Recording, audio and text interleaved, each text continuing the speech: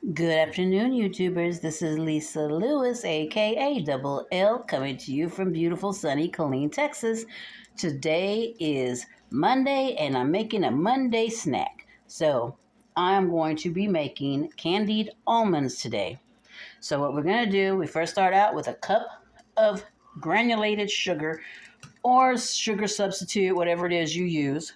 And then we're going to put in 1 cup of water. We're going to stir that around, stir it up, stir it up.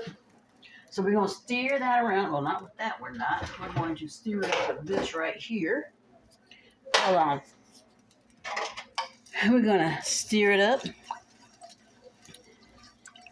And when it comes to a complete rolling boil, not just a boil, but a rolling boil, we are going to add, whoops, 1.5 cups of, 1.5 cups of roasted almonds.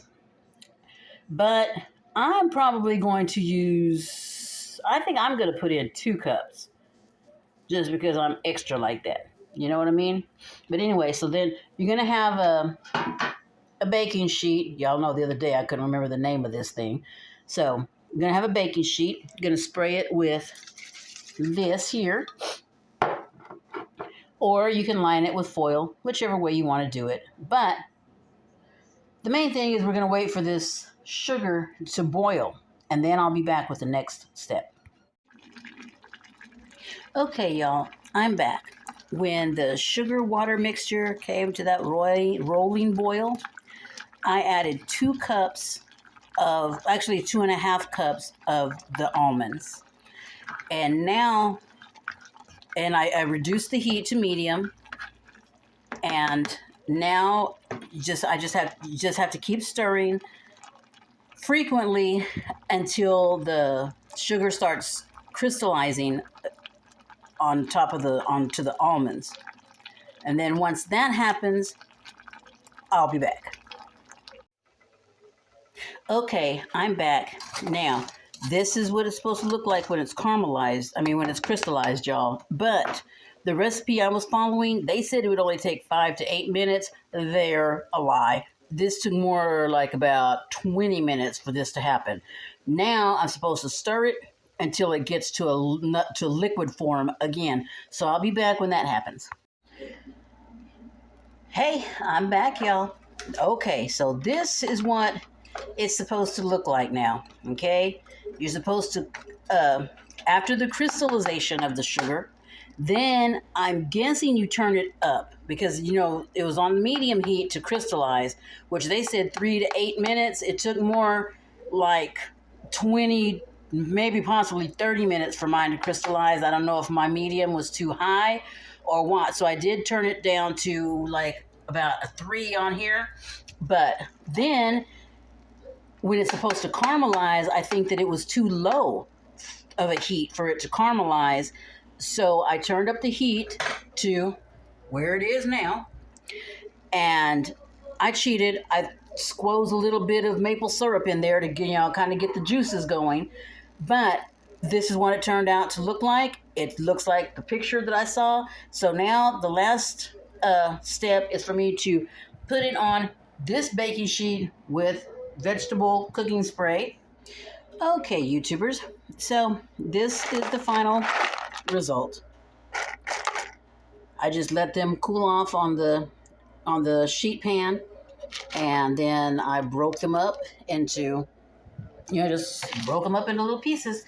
But let's recap real quick. First of all, the time that it took to crystallize was not equal to the time that was on the recipe that I was trying to follow. So when it comes to the crystallization part, I would turn it down. It says to turn it on a medium. Then I would put it like a little lower than medium. And then that's when it started crystallizing. But then to get it to caramelize, you would want to turn it back up to a higher heat. because I think I kept it on a low heat and it wasn't caramelizing the way it was supposed to. So I added my little squirt of what do you call it? Syrup, maple syrup. I squirted a little bit of that in it. It started stirring it up, and then it started caramelizing to where I wanted it to be. But this is the 1 cup of sugar. Was it 1 cup of sugar? Yeah, 1 cup of sugar. 1 cup of water. 1 cup of water. Am I saying that right? I don't know. Yeah, 1 cup of sugar, 1 cup of water. We boil that to where it was on a rapid boil. At that time, we threw the raw almonds in, stirred them around until they started. We stirred them around until they were well coated. Then we reduced the heat to the medium, which, like I said, I would do it a little lower than medium until they crystallized, which you saw the picture, the part where they were crystallized, and then put it on the high heat to caramelize. Put it on the sheet pan, let it cool off, break it up, and this is what you have. You'll have big pieces, little pieces, whatever it is. But let's take a taste test real quick. Let's taste this one right here. Nice crunch.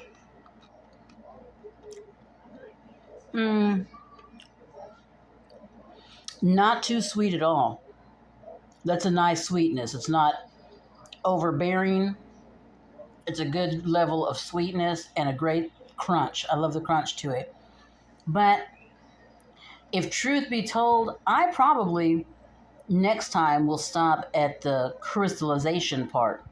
The crystallization, I tried it at that point, and it was much more flavorful. And to tell you the truth, this getting it to the caramelized state was really a pain in the butt.